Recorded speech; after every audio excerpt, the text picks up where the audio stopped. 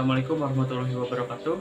Perkenalkan, nama saya Bambang Pratama Setiabudi, NPM 191100079, dan rekan saya. Perkenalkan, nama saya Neng Anis Nispi Anugrah, NPM 1911100074. Baik, di sini kami akan menganalisis tentang lingkungan pemasaran. Nah, sebelum kita menganalisis, tentunya kita harus paham terlebih dahulu apa itu lingkungan pemasaran dan faktor-faktor apa saja yang mempengaruhi lingkungan pemasaran. Betul sekali, lingkungan pemasaran adalah tempat di mana pengusaha atau perusahaan yang harus melalui usahanya dalam mencari berbagai peluang dan memotoring ancaman-ancaman yang ada. Lingkungan pemasaran sangat perlu dipelajari oleh para pengusaha, terutama yang baru melalui usahanya, untuk mempelajari kebutuhan pasar dan suasana pasarnya sendiri guna menemukan peluang serta strategi pasar yang akan digunakan. Analisis pasar seperti ini dilakukan demi tercapai target pasar yang telah ditentukan dan sesuai kebutuhan masyarakat pada area dan zamannya. Faktor yang mempengaruhi lingkungan pemasaran ada dua, yaitu: satu, faktor internal adalah suatu pengusaha bersumber atau berasal dari dalam perusahaan itu sendiri dan berpengaruh kepada kinerja perusahaan tersebut. Yang kedua, faktor eksternal adalah suatu pengaruh yang berasal dari luar perusahaan tersebut. Faktor eksternal lingkungan pemasaran dibagi menjadi dua, yaitu: satu, lingkungan eksternal mikro yang meliputi lingkungan persaingan, pemasok atau pensuplai, pasar, konsumen, dan selanjutnya yang kedua, lingkungan eksternal mikro meliputi lingkungan teknologi, ekonomi, politik, dan hukum, demografi, lingkungan budaya. Nah, setelah kita memahami apa itu lingkungan pemasaran dan faktor-faktor yang mempengaruhi pemasaran, kita juga harus memahami lingkungan pemasaran. Nah, apa saja sih lingkungan pemasaran itu? Baik, untuk lingkungan pemasaran terdiri atas dua. Yang pertama ada lingkungan mikro dan lingkungan makro. Yang pertama adalah lingkungan mikro. Lingkungan mikro merupakan lingkungan terdekat dengan perusahaan yang mempengaruhi perusahaan dalam melayani pelanggan. Lingkungan mikro itu terdiri dari: yang pertama ada kemampuan perusahaan, yang kedua ada pemasok, yang ketiga perantara pemasaran, yang keempat pelanggan, dan yang kelima pasar. Baik, yang pertama adalah kemampuan perusahaan.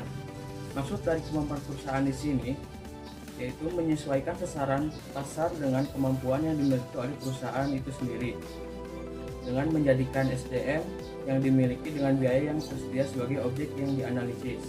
Yang kedua adalah pemasok. Pemasok merupakan pihak atau orang atau lembaga yang menyediakan sumber daya, baik sumber daya manusia, sumber daya materi, ataupun lainnya, yang mendukung proses produksi barang dan jasa. Dan yang selanjutnya adalah perantara pemasaran.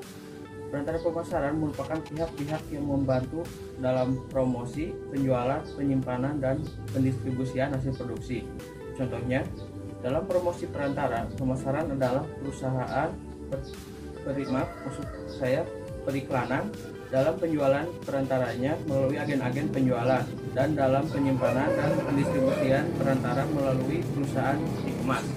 Dan yang selanjutnya adalah pelanggan atau customer. Pelanggan merupakan pihak atau orang yang akan mengkonsumsi dan menikmati hasil produksi barang dan jasa. Dan yang selanjutnya adalah pasar. Maksud pasar di sini adalah seluas apa pasar yang akan dicangkup, apakah pasar lokal, pasar regional, pasar dalam negeri, pasar luar negeri, ataupun pasar global. Baik, yang selanjutnya adalah lingkungan makro. Lingkungan makro merupakan lingkungan luar atau masyarakat yang mempengaruhi lingkungan pemasaran mikro, perusahaan yang mempunyai pengaruh tidak langsung terhadap pemasaran. Lingkungan makro ini terdiri dari: yang pertama demografis, yang kedua lokasi, yang ketiga usia, yang keempat jenis kelamin, yang kelima teknologi, yang keenam lingkungan alam, yang ketujuh lingkungan ekonomi, yang kedelapan lingkungan politik, dan yang kesembilan perubahan kebijakan. Baik, yang pertama demografis. Demografis merupakan keadaan jumlah penduduk di suatu daerah tertentu. Jumlah penduduk adalah salah satu faktor yang mempengaruhi pemasaran. Banyaknya sedikitnya jumlah penduduk menentukan banyak sedikitnya barang atau jasa yang terjual. Yang selanjutnya adalah lokasi. Lokasi di sini adalah lokasi di mana perusahaan menawarkan produknya. Penentuan lokasi yang bagus sangat mendorong dalam keberhasilan perusahaan dalam memasarkan produknya. Dan yang ketiga, usia. Pada setiap jenjang usia yang berbeda terdapat kebutuhan yang berbeda pula. Maka dari itu, orang yang berusia 20 tahun memiliki kebutuhan sandang dan pangan yang berbeda dengan orang yang berusia 60 tahun ke atas. Yang selanjutnya adalah jenis kelamin atau gender. Gender juga menentukan pasar, contohnya seperti jersey atau pakaian sepak bola. Meningkatnya fanatisme kaum hawa atau wanita dengan dunia sepak bola, para produsen jersey seperti Adidas atau Nike telah memproduksi jersey yang khusus untuk para kaum wanita. Selanjutnya ada teknologi. Teknologi adalah segala sesuatu yang memudahkan manusia dalam melakukan pekerjaannya.